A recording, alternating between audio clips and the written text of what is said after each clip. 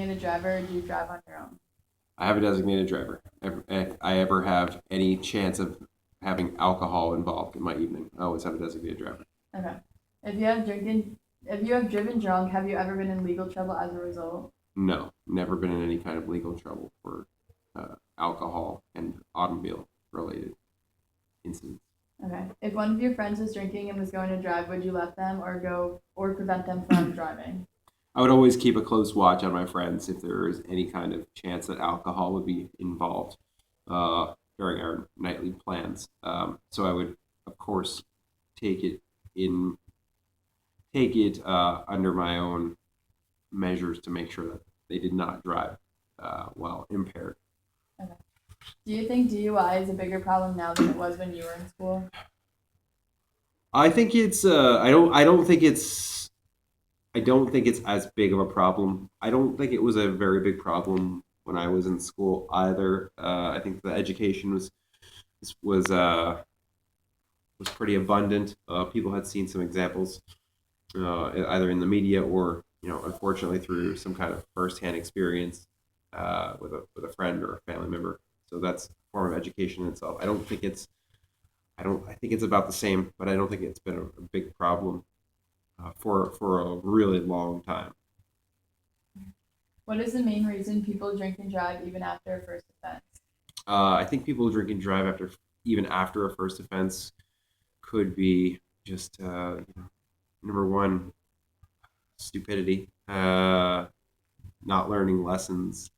Um, Something else that comes to mind is maybe not wanting to, and it sounds really really ignorant, but not wanting to pay for a cab. It's just cheaper to not have to pay the however much money it costs for a cab ride home. Okay. In what ways can students be taught to either stop drinking or not drink alcoholic beverages both underage and while driving? I think a lot of times people learn not to drink and drive again through examples of friends or family members in their own lives who've dealt with alcohol related issues. They see things that they just are not proud of and they learn from that.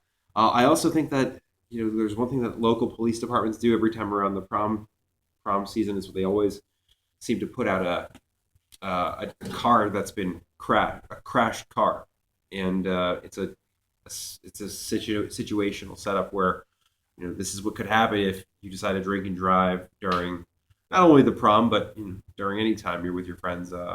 It's a reality, even though the car is not hasn't been in an accident with young people. Should those who commit DUI have their cars impounded and license suspended? Why? Um, yes, if you have a DUI, then you're lucky that you did not hurt someone. So the least that could be done is to have your license suspended for, I think the minimum is 60 days, if not longer, or maybe 6 months.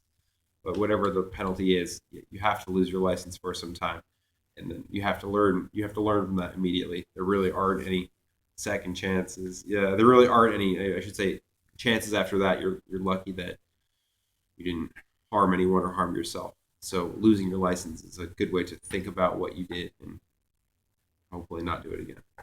Should there be an overall stricter way of handling drunk drivers? I think that there are pretty good measures in place now. I don't think that drink. I don't think drunk driving is taken lightly. So I think if you do decide to drink and you do decide to drive and you end up getting pulled over, no one's going to be well next time. No, the police are not going to say, well, next time be more careful, don't do it. No, you're going to get in trouble. So I think that I think they have a lot of good measures in place to stop drunk driving. Should bars have rules against certain people, like single patrons and designated drivers, from drinking alcoholic beverages? Um, I think that's up to the establishment. I think a lot of the restaurants and uh, bars do have a plan of action in place for serving people who come alone or maybe problem drinking, knowing when it's okay to serve them and when it's necessary to stop serving them is definitely a part of their plan of action. So I think it's really up to the individual restaurant, because if they do not follow their own plan of action, then they could face legal action from the customer who's been served too much alcohol or some other source.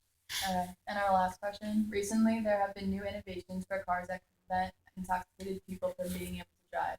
One of these inventions involves a breathalyzer in the ignition, which requires a breath that contains an alcohol level below the legal limit in order for the car to start. Is this a good idea to put in more cars in the future? Why? I think that the breathalyzer to start the car is a good idea for individuals who have had a history of drunk driving offenses. I don't think it's necessary for everyone, but if it stops someone from doing something that they're going to regret and ultimately saves a life or saves multiple lives, then I think it's absolutely worthy to invest more money in um, uh, tools like that. So it can only help. Thank All right. you. You're very Thank you. welcome.